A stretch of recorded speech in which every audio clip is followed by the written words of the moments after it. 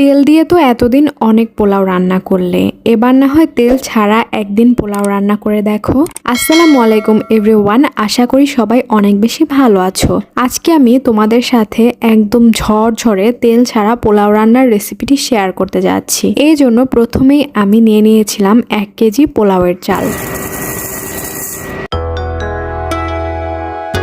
এরপর আমি একটি প্যান নিয়ে নিয়েছিলাম। ওই প্যান গরম হওয়ার পরে দিয়ে দিয়েছিলাম পেঁয়াজ কুচি। পেঁয়াজ কুচিগুলো বেশ কিছুক্ষণ নাড়াচাড়া করে দিয়ে দিয়েছিলাম গরম মশলা।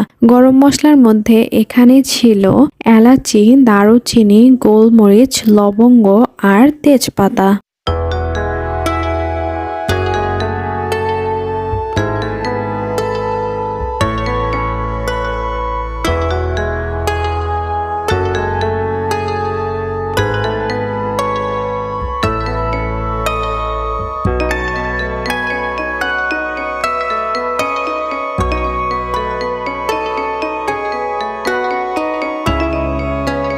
গরম মশলাগুলো দেওয়ার পরে আমি এগুলো বেশ কিছুক্ষণ ভালো মতো নেড়েচেড়ে নিয়ে দিয়ে দিয়েছিলাম বাটা মশলা। এখানে ছিল আদা বাটা আর রসুন বাটা।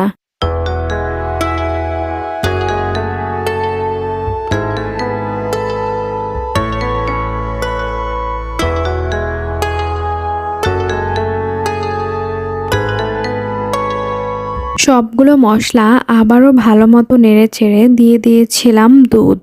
এখানে আমি প্রায় 1 কাপের মতো দুধ দিয়েছিলাম। তারপর আবারও মশলাগুলো নেড়েচেড়ে দিয়ে দিয়েছিলাম পানি।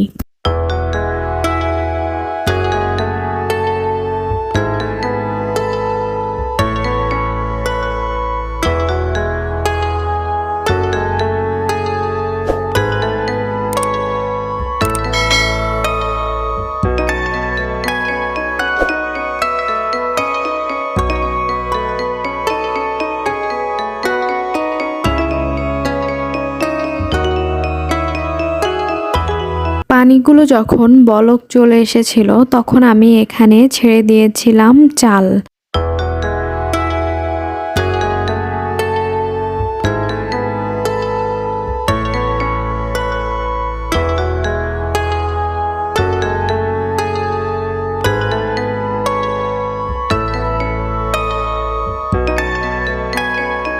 অতঃপর আমি এখানে দিয়ে দিয়েছিলাম লবণ, প্রায় 1 চা চামচের মতো।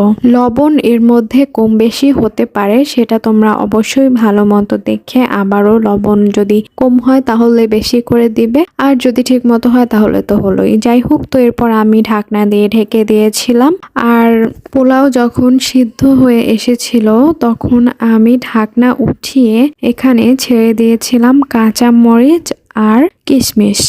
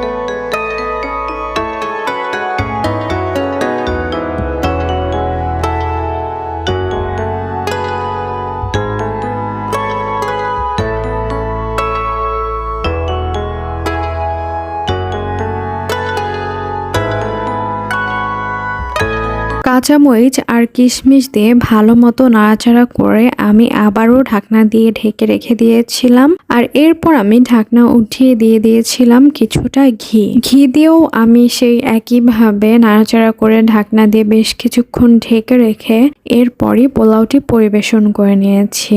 তো আমাদের মধ্যে এমন অনেকেই আছি আমরা যারা ডায়েট করি, অনেক সময় দেখা যায় তেল জাতীয় খাবারটা অ্যাভয়েড করে থাকি। তখন কিন্তু আমরা এভাবে খুব সহজে পোলাওটা রান্না করে ফেলতে পারি। আর এই পোলাওটা আমার কাছে কেন যেন ব্যক্তিগতভাবে মনে হয়েছে যে তেল সহ যে পোলাও সেটার চেয়ে তেল ছাড়া পোলাওটা আমার আসলে ব্যক্তিগতভাবে বেশি ভালো লাগে।